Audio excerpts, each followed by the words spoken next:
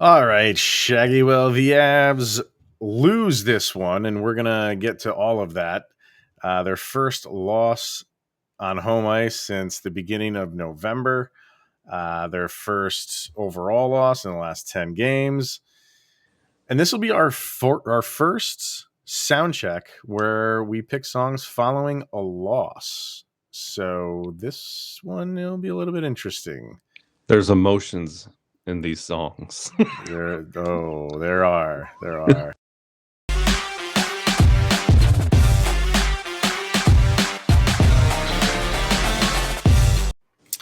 What's going on, everybody? Welcome to the Locked On Avalanche podcast, part of the Locked On Podcast Network. Your team every day. I am your host, Chris Maselli. With me, as always, is Mr. Shaggy Von Doom, Kyle Sullivan, and the Colorado Avalanche 18-game home winning streak comes to an end. Their 10-game winning streak comes to an end. Their 16. Well, they still have a point streak going. I guess you could say that. Yeah. That's still going. But the one that everybody was looking at was the home winning streak. And they had it in their grasp. It was right there for the taking. 30 seconds to go. Arizona pulls the goalie. They net one. We go to overtime.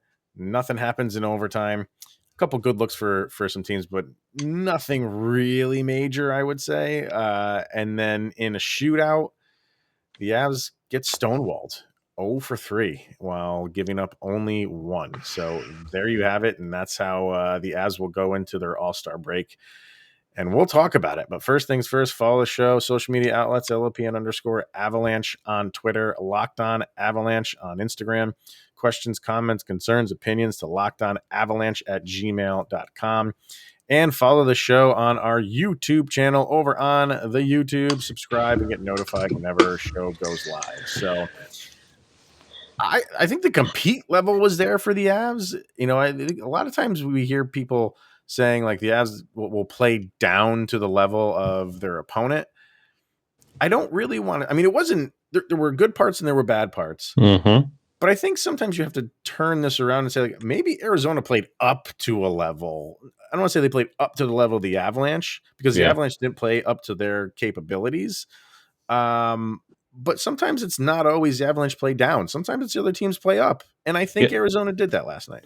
Yeah, and especially with Arizona on a 5-game losing streak, how we were talking like, let's just get through this, keep the streak going, and get into the All-Star break. Same thing for Arizona. They don't want to go into the All-Star break with 6 losses in a row and then have to think about that for an extra week and a half and then get right back to losing. Like, you want to play up a little bit. Like, it's not the first time we've gone into a shootout against Arizona. Like, they enjoy playing us for some reason, but they got us tonight, and they had every opportunity, and the Avalanche fought for that opportunity. So the streak was going to end eventually. You didn't think it would be Arizona. Exactly. And you know, this had all the makings of going the Avalanche way before, you know, the puck was even dropped. Just like you said, all the streaks that the Avs have intact. Arizona had a losing streak of their own. You just assumed, if you know, you're just asking a regular hockey fan, like, oh, who should win this one just based on the surface? Oh, the Avalanche should take that. And going into the All-Star week, and we were talking on yesterday's episode about wanting to go in on a victory. You feel good. You keep these streaks alive. And when you come back, you're fresh. You can keep them going. And that's hockey. That's just, it happens sometimes. And it's just, you have to roll with those things. And we'll get into stats and stuff like that because there's some things that you can specifically pinpoint. One of them is rearing its ugly head again in the power play, but you know, hockey's different because when a team like Arizona beats a team like Colorado, yeah, there's a little bit of like shock value. Like, I didn't anticipate that, but it's different than other sports. And like, it happens. Arizona wasn't that long ago. They beat Toronto, you know, so it happens more in hockey. And because it's such a difficult sport to blow a team away. And when you have a goalie that's playing very well, as Wedgwood was for Arizona, sometimes you just have to fight and a little bit harder, and you just got 1 point, and that's all you really have to show for it, unfortunately. And you kind of think you remember coming out of the bubble season that the first thing the players were talking about was, "Boy, it's nice to play in front of fans again," and that environment. Pretty sure Arizona's feeling the same way. Uh, this is the Yeah, last time they're going to see a full arena rocking like that for a while, especially when yeah, they move buildings. So I know. um, I will give it to Ball Arena. It was rocking. Like everybody, it was packed. It was loud, and everybody was supporting the Avs, and And the snow everything. It was was falling out there too. Like it's it seemed like it took the fans a little while to get to their seats, and I'm hmm assuming that was weather related. But they didn't miss much in the first because that was a boring period. Let me see what the shots on goal were for the first period. it It was ended up being 6-10 in favor of the Avs, but man, I think a lot of that came towards the end of the period because there was a lot of penalties called in the last couple minutes of that period. Um, and other than that, it was just a ho hum period for both teams. Just no motivation whatsoever. And then the Avs got a 5-on-3 and nothing. They got nothing out of it. again. That kind of set up like, I mean, this is going to be a long haul. Yeah, those are. I think honestly, that's going to have to be focus number one when you are gifted that opportunity of a man advantage, especially a two-man advantage. Not being able to capitalize on it with the team that you put out there, like it just doesn't make sense. So we have to tool that around a little bit. Like something has to shift. I don't know. I'm watching it, and I felt like they just were moving the puck around too slowly on a 5-on-3. And I get that you don't want to turn it, you don't want to make a mistake on a 5-on-3 because you don't get that opportunity a lot. So hmm you want to make sure like everything is exactly where it should be, and you don't want to make a mistake. You don't want to turn the puck over. Forget all that. You Yeah, had it. I mean, you had it for a long period of time. If you turn it over once, okay. You have enough. It's not like you had a 30-second or a 20-second 5-on-3 where, one turnover that's out of the zone and then now that's gone and now you're down to a regular power play. You had so much time on whip the puck around, make Arizona get out of their comfort zone and out of position. yeah, And they never let them out of position. The Arizona just they held tight, and there was just no good looks for the Avs on a 5-on-3. And when you have an Avalanche team, I mean, how much do you miss Nathan McKinnon in that spot right there? yeah, Holy absolutely. crap! I mean, he would have that would have been a completely different looking power play, 5-on-3 anyway, if he was back. And it was one of those. If I wasn't mistaken, was that the one that Devin Tays held for a minute on that delayed penalty to make us go to 5-on-3, and EJ took a shift on the ice and he's just like He's fire telling it in him, there, like was just get. that? I don't. Yeah. No, that. Or No, no, was no. that? That was the 4-on-3. That's right. Yes, there was a And 4-on-4, and that was the 4-on-3 where he told him throw it in. He's doing this. Just throw it into the zone. yeah, there was something with the body language of the team. I think everybody had on their mind that we're ready for this week plus off. Yeah. And like when Gerard was just, I think it was in the overtime, that was just skating circles, just really no Oh, he advancement of he the had it for a long time. long Yeah, time. And I'm just like, yeah, is anybody communicating? Does anybody want this puck off of Sam G? Like he's he's trying to make something happen, and nobody was off the puck trying to make anything happen.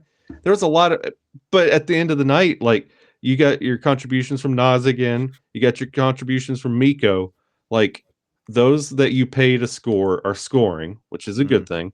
But when it comes to lines 3 and 4, that's They when had with their I mean, overall, yeah, I think they struggled a little bit, but they had a couple moments, especially the fourth line. I think it was early in the third. They had a good shift. yeah. But that's not till early in the third where you can finally say that. Yeah. So again, is it a big problem for the Avs? I don't want to go there yet, but you know, if you want to look back on all these games, they're winning them, and we're Mhm. happy that they're winning them.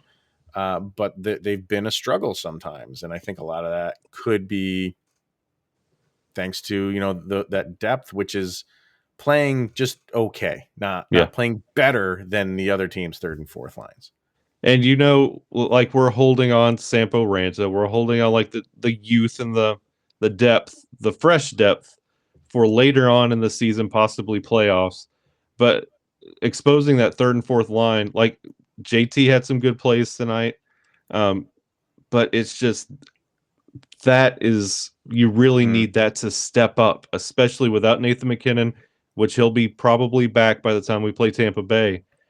But you could definitely feel the drop off from lines 1 and 2, and then 3 and 4. It's neutral, it's vanilla, and yeah, then Gabe comes back out there, fires it back up, and then it's just you could feel the trickle down. And I it's so feel like true. that up and down is starting to wear on the Avs a little bit. Could be. All right, let's hear from Built Bar, and then we will continue this talk. So we are into February now, so we're beyond the resolution talk, and I'm just assuming everybody has their resolutions still going, right? I mean, I think that's just common knowledge that 100% of the people keep their resolutions going for the entire month of January. Yep. Yeah, yeah, of course. And if your resolution was to get fit or eat healthier, I'm assuming that you included Built Bar in that plan. And Built Bar is the protein bar that tastes like a candy bar, probably even better than a candy bar.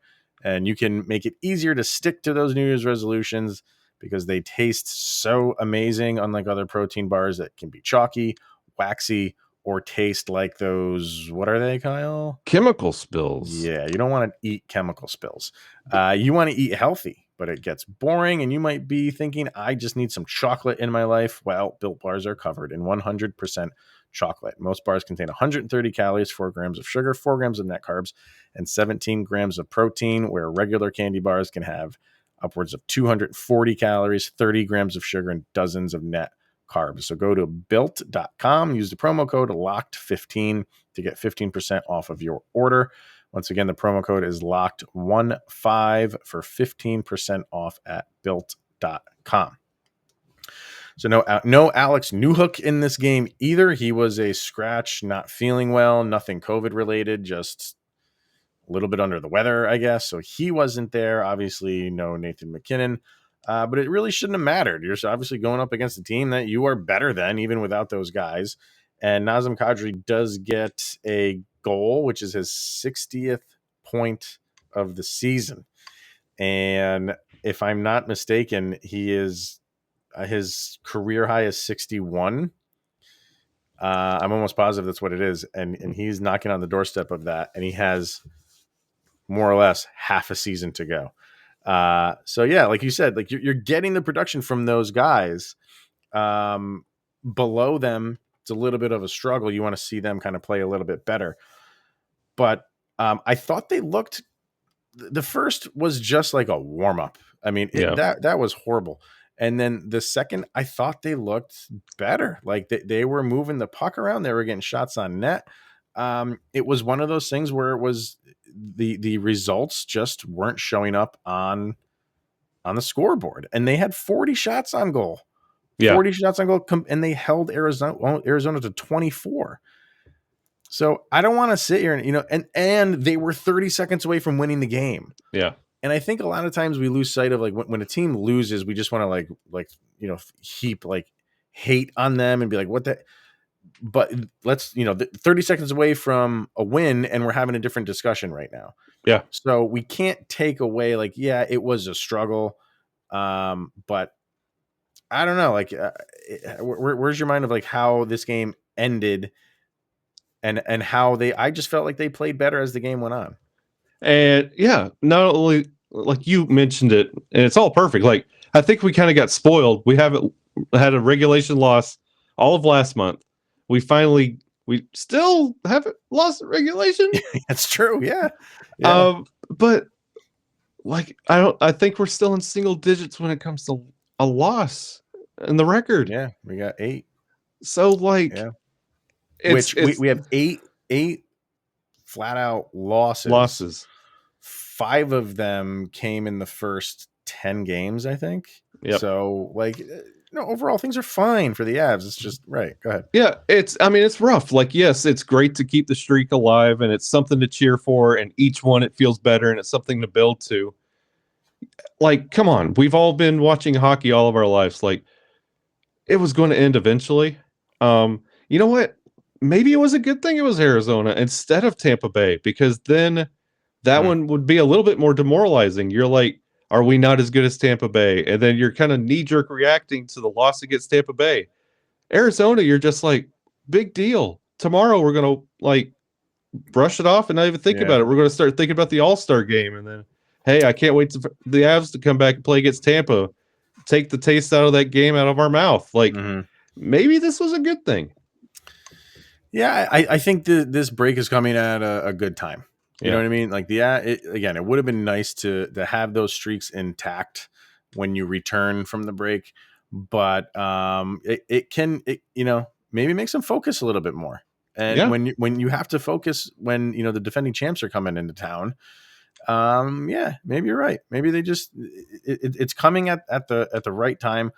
They've been winning, but you go through those games and it's a lot of this. It's a Yeah. lot of what we got against Arizona.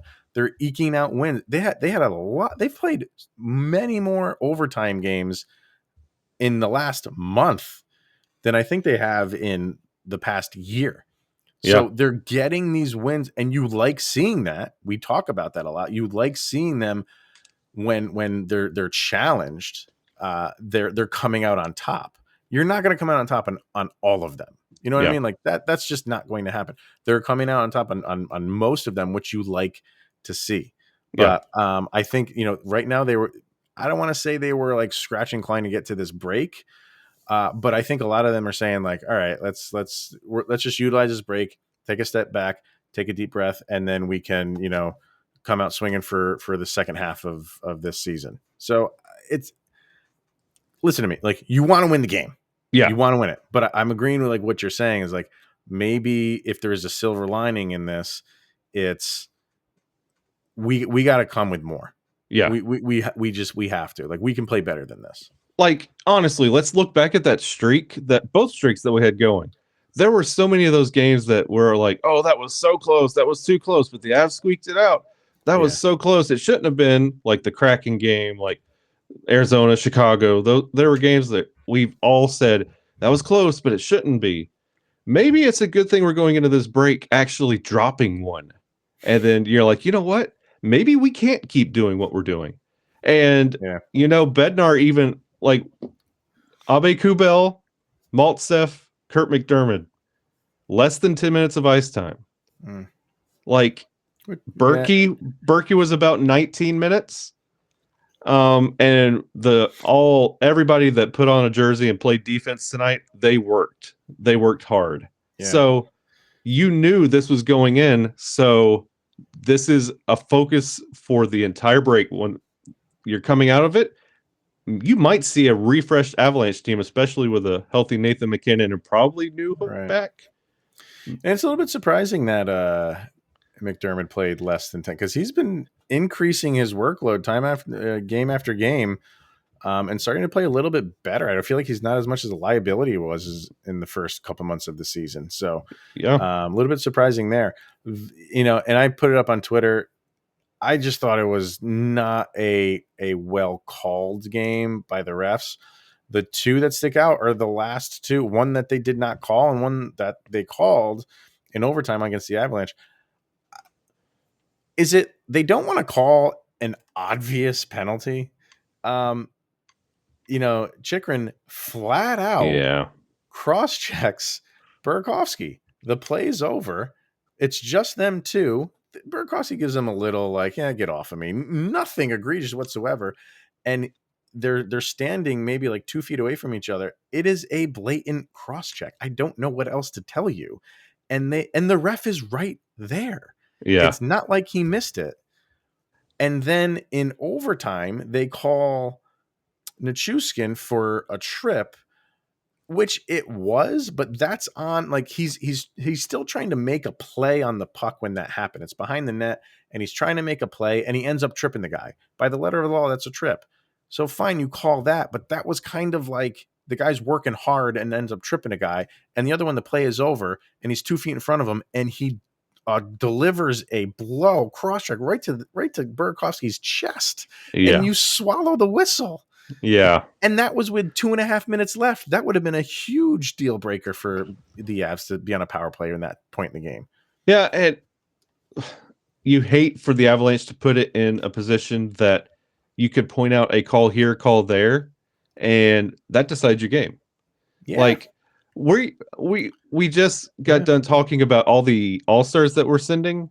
Like, this team is loaded. Like the Nashville game that we talk about all the time about too many men and like the penalties in that game. The Avalanche are built where they should not be in a position that a call decides your game. True. They should be in 2 or 3 goal advantage every night. Whoever the opponent is, they've done it before. Now that shouldn't be the reason. If that's what's getting in the way, you got to step it up. Yeah. So and you know that the call on Nichushkin didn't end the game because that was in overtime, and made it exciting. Made it exciting overtime. 4-on-3 for the Coyotes, but didn't turn into anything. Very good penalty kill. I don't even know if they got a shot on goal. If they did, they got one. But the Avalanche recorded the only 4 shots in overtime. So there you go. They didn't even give up a shot on goal on the penalty. So, all right. Let's hear from Bet Online, and then we will get to our sound check and a couple quotes that are coming through as we're recording this. Peter Ball is posting them. He's kind of like my go-to for post-game comments. So he's good. Right, but first, Bet Online has you covered this season with more props, odds, and lines than ever before as the football season continues its march towards the Super Bowl. Who do you have in the Super Bowl, man? Or do you have a rooting interest? Do you care? Not the Bengals. Oh yeah, because they beat your. I forgot about that. Not the. That Bengals. Was not intentional. I'm sorry. Yeah. So not the Bengals. BetOnline.net remains the best spot for all your sports scores, podcasts, and news this season. It's not just football. BetOnline has up-to-the-minute info on pro and college hoops, the NHL, boxing, UFC, along with live real-time updates of current games. So don't wait to take advantage of all the new amazing offers available for the 2022 seasons. It's betonline.net, and it's where the game starts. All right, let's get to our sound check first, and then we'll get to some comments of Jared Bednar. One from him and one interesting one from Gabe Landeskog too, which will make you say like, okay. But let's get to our sound check and, songs that we picked to summarize the action from the most recent game. What do you got for me today, sir? Naturally, it's done. All-Star games on the horizon. Naturally, I went with Long Way Back Home by one of my favorite groups, the Bare Naked Ladies. Are they one of your favorites? Oh, yeah. Love them. Bare Naked Ladies. Yeah, I think that's a good one. I think it kind of keeps things real. It's not just like this is smooth sailing. This is a long road, like you said. Hey, I like it. This is what, listen to the song, and that vibe will match up with how everyone is feeling today. All right. For me, I'm going with the Nathaniel Rateliff and the Night Sweats. Song is called SOB, and I think a lot of us were saying that. Like I kind of did. Like when the game was over, I just kind of put like my hand and I went SOB. Yeah. Like, so great song, great band, and they are from the Colorado area. So hey, yeah. We also are putting all these songs into a Spotify playlist. So if you want to, I'll put it up on Twitter tomorrow. Yeah. Or not tomorrow, on today I'll put it up. Okay. So people can follow it if they want to listen to all the songs that we're picking that summarize the action. So love your suggestions as well. Those are awesome. Love everybody's comments. Oh, that's Those so are great. good. That's so good. All right. Let's see. So Peter Bob put up a comment that Jared Bednar said. He said he thought the Avs didn't do a good job getting in front of the net. In front of goalie Scott Wedgwood, but he thought the team checked well. And this is a quote. He says, "It wasn't a bad game from us. it was far from our best on the offensive side. Yeah. I don't like. Yeah, I didn't think it was a bad game, but you got 40 shots on goal. Like that's Yeah. okay. Maybe if you're talking about the results, you only had a couple goals, but what I want to know what he didn't think was good on the offensive side. Maybe elaborate a little bit more on that. Maybe it was, I don't know, forechecking or something. But Probably that power play. the power play would be it. Yeah, Yeah. definitely the power play. Aside from everything else, yeah.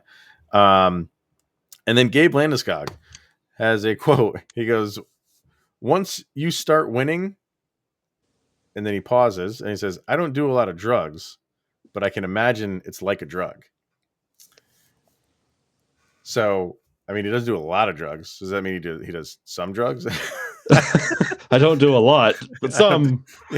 I don't drink a lot. I drink, like, yeah.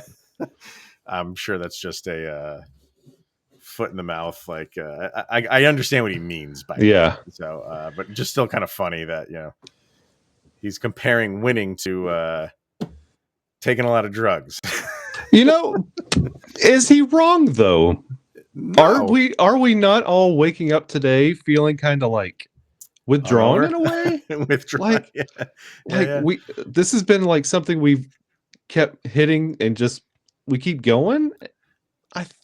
It is like look at who just retired in the NFL, Tom Brady. Yeah. I am not a Tom Brady fan, mainly because he wins all the time. You don't like the guys that win, but he's addicted to winning, and he will do whatever it takes to win, including cheating sometimes. But we know about the footballs. yeah, and the cameras, recording other teams, whatever.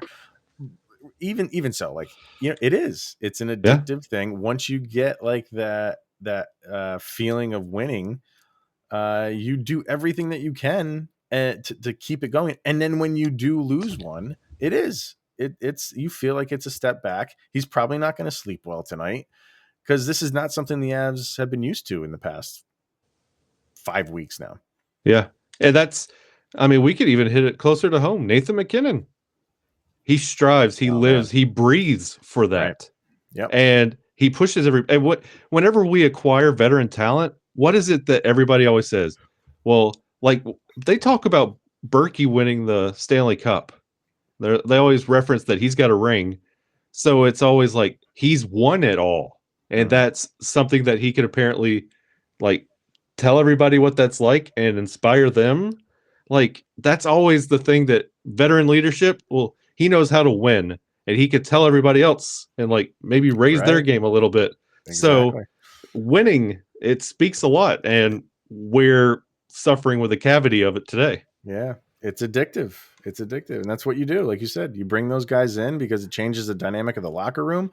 And for him and a lot of other guys, not a lot of other guys. I mean, for him and for MacKinnon and Rantanen, like they've been through some, like the